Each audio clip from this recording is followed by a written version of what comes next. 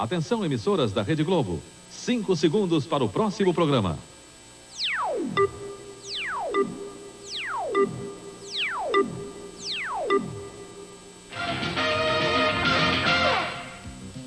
O Jornal da Globo começa agora com os assuntos que foram notícia nesta segunda-feira. Começa em Porto Alegre o julgamento do deputado acusado de matar o radialista Antônio Dauti. Brasília e Goiânia ficam sem luz durante 9 horas e a polícia diz que houve sabotagem no sistema. São Paulo vive o primeiro dia com horários reescalonados para o comércio, numa tentativa de melhorar o trânsito e diminuir a poluição. Nos Estados Unidos, o presidente Bush chama de reféns os estrangeiros que não conseguem sair do Iraque e do Kuwait. 73 brasileiros cruzam a fronteira do Iraque com a Jordânia e escapam do pesadelo no Golfo. Chegam a Amman, capital da Jordânia, os primeiros brasileiros vindos do Kuwait. Pelo telefone, o enviado especial da Rede Globo, Pedro Bial, conta como foi a chegada. O primeiro grupo de brasileiros vindos do Kuwait chegou à capital da Jordânia às 2h05 da manhã, hora local, depois de 38 horas de viagem. Ao contrário do que foi anunciado pela Embaixada Brasileira na Jordânia, nenhuma mulher grávida veio no comboio. Chegaram 21 pessoas, 10 homens, 5 mulheres e 6 crianças. Apesar de muito cansados, todos estavam bem de saúde. Uma mulher ficou mais nervosa, pois veio com o filho pequeno e deixou no Kuwait o marido sueco, funcionário da fábrica de automóveis Volvo, proibido de sair até agora. Um dos 3 técnicos de futebol que vieram, Valmir Lourus, contou que recebeu ontem em Bagdá um telefonema do presidente Fernando Collor de Mello. Algumas mulheres brasileiras, entre elas 2 grávidas, não vieram no comboio, pois são casadas com estrangeiros retidos no Kuwait e preferiram ficar ao lado dos maridos. Segundo os relatos dos recém-chegados, ainda há resistência na cidade do Kuwait e tiroteios quase diários. Os brasileiros contaram que foram bem tratados pelos soldados do Iraque, mas um comerciante disse que teve a sua loja de roupas saqueada. Com o grupo veio o ex-embaixador do Brasil no Kuwait, Sérgio Noronha, que havia se aposentado no final de maio. Todos os brasileiros que chegaram elogiaram a eficiência e organização da operação retirada. Ainda há pelo menos 400 brasileiros no Iraque e no Kuwait, mas os que já saíram querem e precisam contar sua história. Pedro Bial, de Amman, na Jordânia, para o Jornal da Globo. Os Estados Unidos deslocam soldados e armas prevendo um possível ataque no Kuwait. Os americanos também recebem informações sobre a posição das tropas iraquianas. Autoridades militares dos Estados Unidos na Arábia Saudita acham improvável um ataque direto ao Kuwait, a menos que o Iraque resolva invadir o território saudita. Os Estados Unidos e outros países que participam da Força Internacional no Golfo estão quase com o total necessário para expulsar as tropas iraquianas do Kuwait. O governo alemão decidiu não enviar tropas ao Golfo e o Irã resolveu acatar as sanções impostas ao Iraque pelo Conselho de Segurança da ONU. O Conselho foi novamente convocado para uma reunião agora à noite. Eles vão analisar uma proposta americana de adotar medidas mais duras contra o Iraque. O preço da gasolina tem uma alta recorde nos Estados Unidos. O preço do galão aumentou mais 4 centavos, ultrapassando a marca de $1 pela primeira vez na história. Os analistas americanos acreditam que vai haver um conflito armado no Golfo e a situação pode ficar mais tensa depois das declarações do presidente George Bush. Paulo Francis. George Bush admitiu hoje oficialmente para os veteranos de guerra americanos que há reféns no Iraque e no Kuwait. São milhares de americanos que Saddam Hussein sequestrou quando estuprou o Kuwait. O resgate que ele quer é a saída dos Estados Unidos do Golfo da Pérsia. Diz que o ataque ao Kuwait é uma questão árabe, mas não é verdade. A maioria dos países árabes apoiou a intervenção americana e ninguém apoiou Saddam, a não ser figuras irrelevantes como Yassir Arafat. Mas hoje, 18 dias depois da invasão do Kuwait, a questão permanece a mesma. é uma luta de morte entre George Bush e Saddam Hussein. O petroleiro José do Patrocínio já está a caminho do Brasil. É o último navio de bandeira brasileira a deixar a área de conflito com um carregamento de petróleo. Atravessando o Golfo de Omã agora à noite, o comandante do navio, Ival Camisolo, falou sobre a operação militar no Golfo Pérsico. Nós fomos interceptados, né, pelos navios de guerra dos Estados Unidos, mas só para saber a procedência, o destino, a quantidade de carga, tipo de carga. Tá? Nós passamos hoje pelo Estreito de Hormuz, que eu encontrei mais navio de guerra aqui no Golfo de Omã do que lá no Golfo Pérsico. Né? Aqui no Golfo de Omã tem bastante mesmo. O presidente dos Estados Unidos, George Bush, disse que decidiu usar a palavra refém depois de se reunir com assessores na Casa Branca. Segundo o presidente, os iraquianos agora fazem exigências para a libertação das pessoas. E isso, para ele, é a definição para refém. É uma questão de semântica. Se esse é o significado da palavra, por que não usá-la? 16 pessoas morrem num choque de trens na Polônia. O acidente foi na estação de Ursus, perto de Varsóvia. O trem expresso que ia de Praga para Varsóvia avançou o sinal e bateu em outro trem de passageiros. Os vagões ficaram completamente destruídos. As equipes de emergência tiveram muito trabalho para fazer o resgate. Mais de 50 pessoas saíram feridas. $1 milhão pela cabeça do maior traficante de cocaína do mundo. Esta é a recompensa oferecida pelo Exército da Colômbia a quem der informações que levem a Pablo Escobar, o número 1 do cartel de Medellín. O Exército afirma que garante a segurança de quem der alguma pista sobre o paradeiro do supertraficante. A oposição insiste na indexação dos salários. E numa entrevista a Alexandre Garcia, o sindicalista Luiz Antônio de Medeiros propõe uma solução negociada para a política salarial. Você vai ver depois dos comerciais. Carros japoneses, americanos. Já pensou em dirigir um? Agora é possível. A Unidas aluga os carros japoneses e americanos mais famosos do mundo na sua loja em Miami. E super barato. Por enquanto, você aluga aqui e dirige lá. Mas só por enquanto. Unidas. Em todo o Brasil, mais de 60 lojas e muitos carros brasileiros para você. Por enquanto.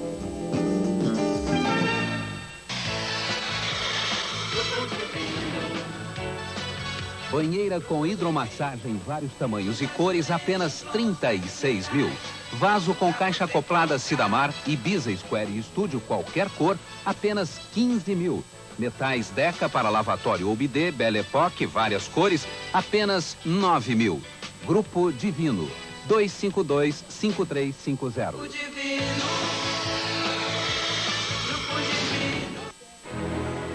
Amanhã, Riacho Doce, No e Carlos. Uma relação de desconfiança e rivalidade. Ficou com raiva de eu ter salvado ele. Maldita hora que ele me tirou da água. Eu acho que eu ainda vou pagar caro por isso. Riacho Doce, amanhã, depois de Rainha da Sucata. Oferecimento secadora Sugar, melhor desempenho garantido por Sugar Eletrodomésticos. E azeite puro de oliva malaguenha, na hora de escolher, acerte na lata.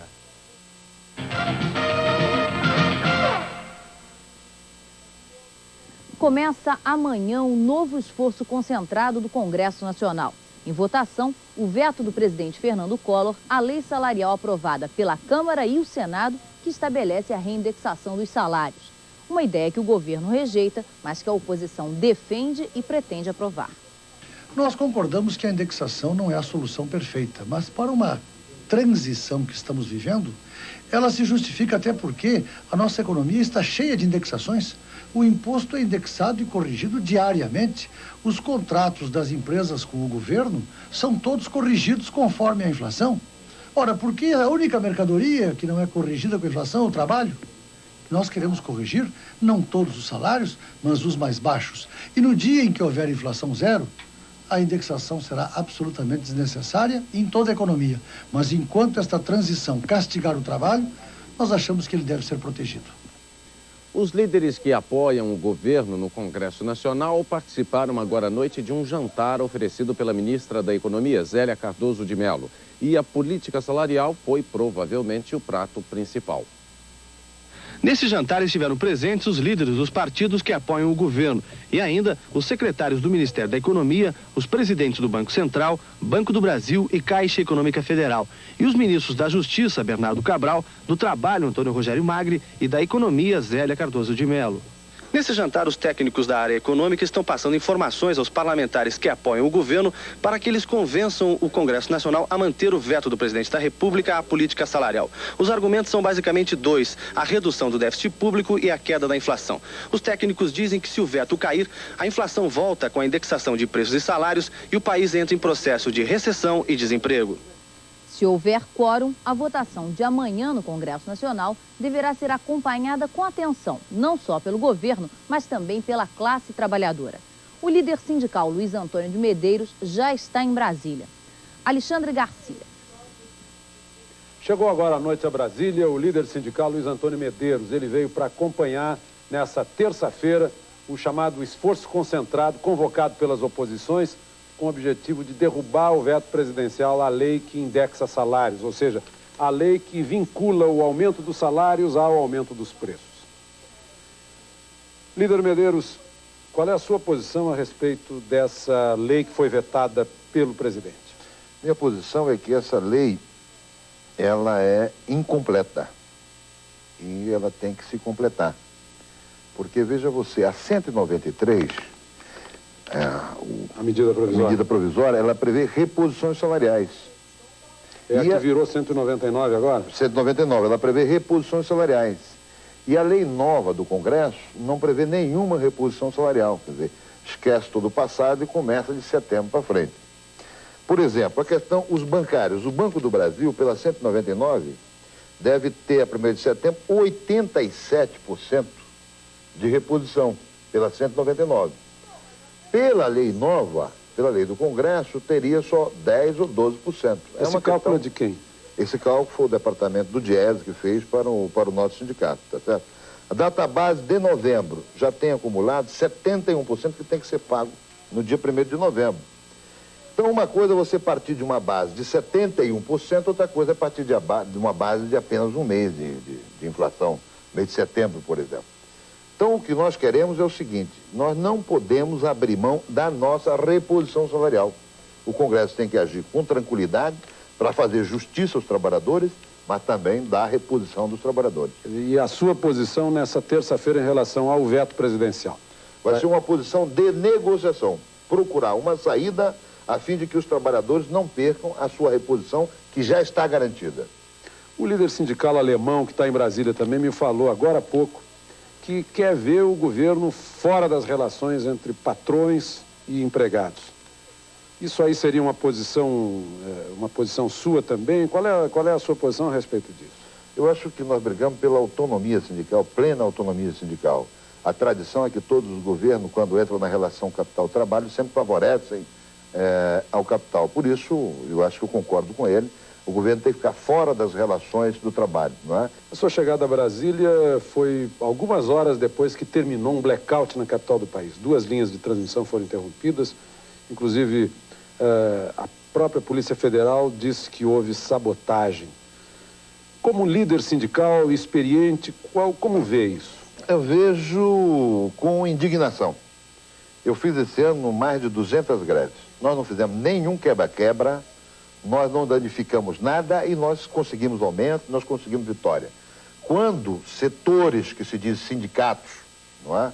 Especificamente a CUT, parte para um tipo de ação dessa, para o desespero, ela está comprometendo o nome grande, alto do sindicato e está jogando a opinião pública contra nós. Esse tipo de ação não é ação sindical. Não adianta danificar as máquinas, não adianta quebrar a eletricidade. Uma pessoa que está no hospital não tem culpa de nada. E se o meu pai, o seu pai, o pai de qualquer outro estiver numa UTI, o que vai acontecer? Não se pode brincar com a vida dos outros, e isso não é sindicalismo que se faz.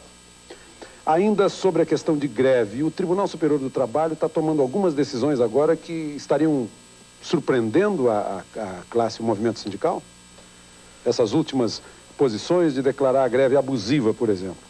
Eu acho que, para mim, não está surpreendendo, porque acho que nós não temos que recorrer a tribunal também. Nós temos que resolver as nossas pendências com o empresariado, que são grandes, tem que ser na negociação, no diálogo e na greve. Tá certo? O tribunal também, na medida do possível, ele deve estar fora das nossas relações, porque o tribunal cumpre a lei. Tá certo? Você não lembra da época das greves ilegais? Tinha uma greve ilegal e o tribunal cumpria a lei, tá certo? A lei é que está errada, a lei é que está mal e a lei é que tem que ser modificada. Muito obrigado. Em assembleias agora à noite, os ferroviários de São Paulo e do Rio de Janeiro decidem entrar em greve. Eles pedem uma revisão do julgamento do dissídio do Tribunal Superior do Trabalho. O transporte de cargas no Rio está em greve há 12 dias. O deputado federal Roberto Freire, do PCB, acha que os brasileiros estão com ressaca eleitoral. O eleitor, segundo Freire, não vai mais aos comícios e se desinteressou pelos discursos dos candidatos. E o presidente do PMDB, deputado Ulisses Guimarães, depois de concordar com o argumento do colega Roberto Freire, acrescentou: se nós que somos políticos já estamos cansados de tanta eleição, imagine o eleitor. O governo tem uma boa notícia para quem vai pedir dinheiro emprestado em banco. E o primeiro dia do julgamento do caso Daut, o mais polêmico da Justiça Gaúcha. Daqui. Mulher de belas curvas, permita que um cigano leia em sua boca toda a sede que o desejo pode dar. Que seus olhos de mar indiquem um sentido às mãos que vagueiam por um corpo tão rico de cheiros e formas. Mas se por fraqueza eu me curvar admirado e idolatrar essa imagem, miragem, me acorda deste sonho que é pura realidade. Sou apenas um homem apaixonado. Escorte Motel, com você nos seus melhores momentos. Agora você vai ver um século em 30 segundos.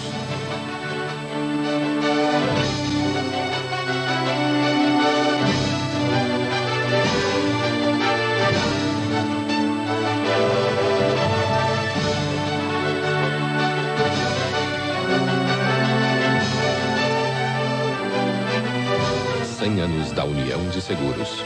Um século seguro. Uma empresa do Grupo Banrisul.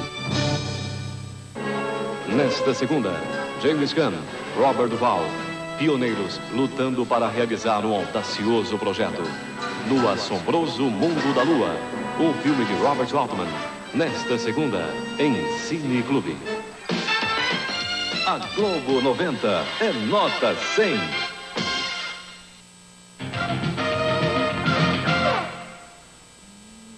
Durou 10 horas a primeira sessão do julgamento do deputado estadual gaúcho Antônio Dexheimer.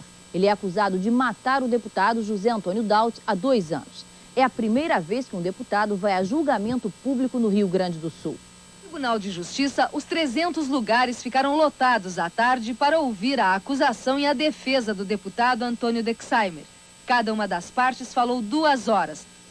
A novidade durante o julgamento foi a apresentação de recursos de computação gráfica pela defesa do deputado Dexheimer.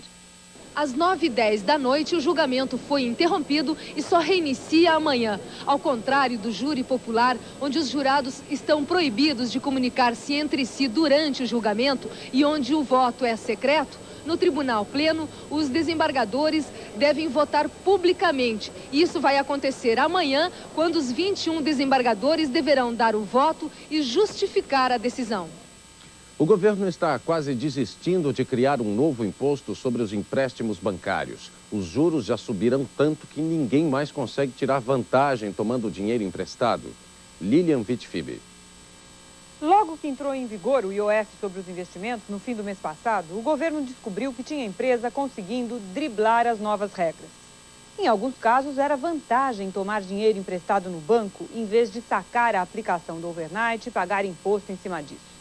Acontece que de lá para cá, as taxas de juros subiram muito e ficou caro para todo mundo, banco e cliente, ir ao mercado para tomar dinheiro. Resultado: Gustavo Loyola, diretor de normas e operações do Banco Central, diz que o governo perdeu a pressa. Não há necessidade iminente de tributar também os empréstimos, sobretudo porque o risco de se fazer injustiça era muito grande. Quem não estivesse pegando empréstimo só para fugir à tributação do overnight também acabaria pagando o pato. o governo ficou com medo, com um certo receio de taxar também aquilo que fosse puramente empréstimo de curtíssimo prazo para a capital de giro das empresas. E preferiu esperar mais um pouco. No mercado financeiro, de fato, o que se nota hoje é um nítido aperto de caixa de bancos e empresas. Com as taxas de juros, acontece o que há vários anos não se via no mercado. Títulos privados rendendo muito mais do que títulos públicos. Motivo: os bancos privados estão precisando mais de dinheiro e, nesse caso, o que vale é a lei da oferta e da procura. Um parafuso evitou o blackout total nesta segunda-feira em Brasília. Segundo a Secretaria Nacional de Energia, todas as linhas que abastecem a capital do país foram sabotadas. Brasília é abastecido pela geração de Itumbiara, de Cachoeira Dourada. 5 linhas de transmissão abastecem a cidade e 4 linhas foram danificadas nessa madrugada. 2 linhas, 2 circuitos entre a usina de Itumbiara e a subestação de Goiânia e 2 linhas entre Goiânia e Brasília. A terceira linha entre Goiânia e Brasília só não foi interrompida porque, ao desparafusarem um dos cabos na torre, tiraram a porca, mas o parafuso segurou o cabo e foi essa a salvação de Brasília. Caso contrário, o blackout de hoje à tarde teria sido completo. O ministro do Trabalho, Antônio Rogério Magri, ficou irritado com o blackout. A informação de que houve sabotagem nas linhas de energia levou o ministro a suspender as negociações com os eletricitários em greve. Ele lembrou que a democracia tem limites e que a sabotagem é um ato contra a sociedade. Os limites do direito de greve vão até onde começam os direitos dos outros. O governo se prepara para cobrar as dívidas com a Previdência. E o novo serviço que vai ajudar pequenos empresários nos negócios. Veja daqui a pouco. Chevrolet e Canecão apresentam João Bosco, patrocínio Onyx Gin. Única semana, João Bosco, de quarta a domingo no Canecão. Apoio Hotel Internacional Rio. O Cider Shopping Center está realizando sua primeira liquidação. E liquidação é coisa séria. No Cider Shopping Center, liquidação é liquidação.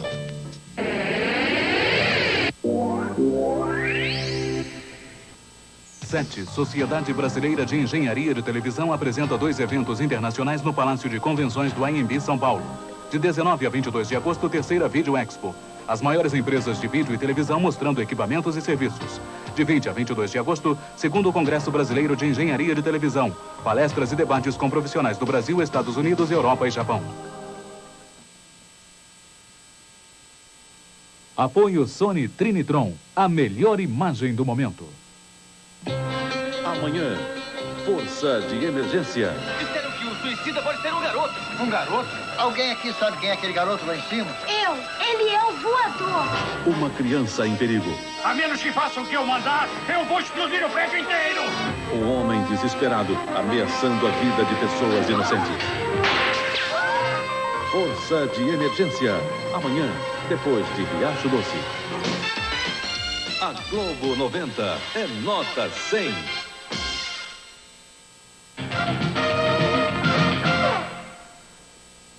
A inflação de agosto, medida pela FIPE, Fundação Instituto de Pesquisas Econômicas, deve ficar em 9,5%. O número oficial só vai ser conhecido na quarta-feira. Desde o descongelamento de preços, esta é a primeira vez que a FIPE registra uma inflação abaixo de 10%. O Ministério do Trabalho e a Polícia Federal preparam uma ação conjunta para cobrar dívidas com a Previdência. O governo precisa de dinheiro para pagar o abono aos aposentados. Em 30 anos, os empresários e prefeituras do país acumularam uma dívida com a Previdência de mais de 100 bilhões de dólares. Mas desse total, só a metade pode ser cobrada. A outra metade já prescreveu. Para receber os 50 bilhões de dólares que ainda restam, a Previdência vai começar a agir. Primeiro, vai convidar os devedores a fazer o pagamento amigavelmente. Se não der resultado, os bens de quem deve vão ser bloqueados para pagar a dívida. No caso das prefeituras, elas podem ter retidos os fundos de participação dos municípios, a que cada uma tem direito todo mês.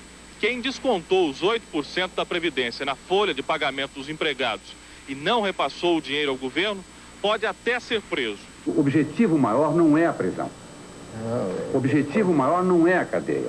O objetivo maior é conscientizar os devedores da Previdência que têm que pagar. Nessa terça-feira, às 9 da manhã, o ministro Rogério Magri vai receber dos técnicos da Previdência, que ficaram encarregados de checar quem está devendo e quanto, uma lista com os nomes das 100 empresas que devem mais de 500 milhões de cruzeiros cada uma.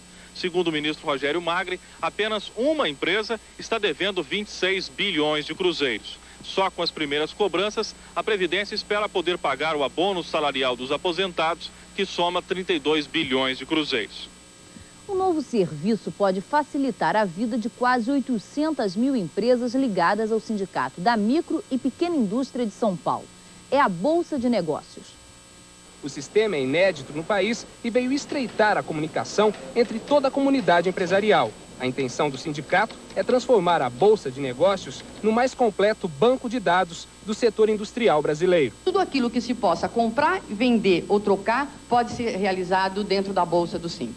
A Bolsa de Negócios funciona da seguinte forma. Primeiro, o empresário tem que preencher um cadastro que pode ser solicitado pelo correio, por fax ou preenchido aqui mesmo no local. 2 dias depois, acontece uma entrevista para saber as intenções do empresário. No caso dele não morar na capital, a entrevista pode ser feita por telefone. Foi o que aconteceu com o seu Francisco Morila. Ele precisava de uma ferramenta para fabricar sinaleiras, mas faltava um sócio. Com a ajuda do sindicato, que estava ainda elaborando o projeto da Bolsa de Negócios, seu Francisco conheceu o seu Pietro Arcangeli, dono dessa indústria de usinagem. Os dois acabaram se entendendo e seu Pietro já está fabricando a peça que o parceiro precisava.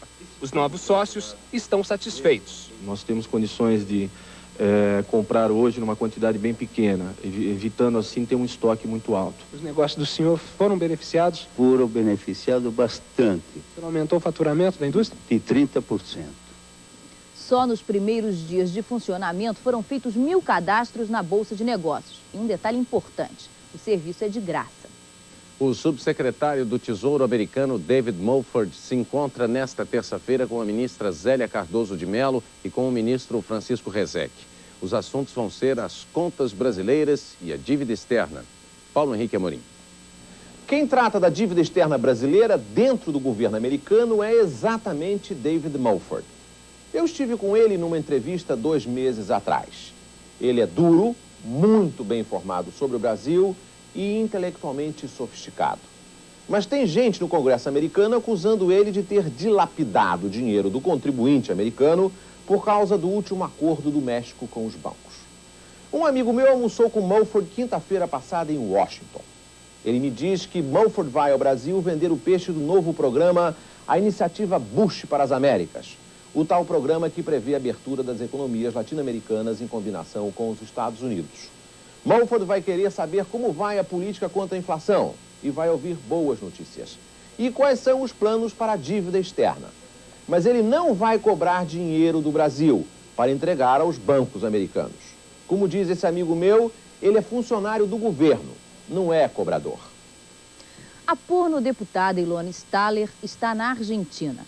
Antes da viagem, a Titiolina disse que teria muito prazer em conhecer o presidente Carlos Menem, depois de tudo que ela leu sobre as aventuras amorosas dele. Já em Buenos Aires, a deputada deu uma entrevista na sala VIP do aeroporto e aproveitou para criticar o Iraque pela confusão armada no Golfo Pérsico. A Titiolina abriu cuidadosamente o decote e filosofou. O importante é fazer amor, não a guerra. Uma boa noite para você. Boa noite e até amanhã. Rede Globo Rio, nesta terça, 7h30 da manhã. Bom dia, Rio.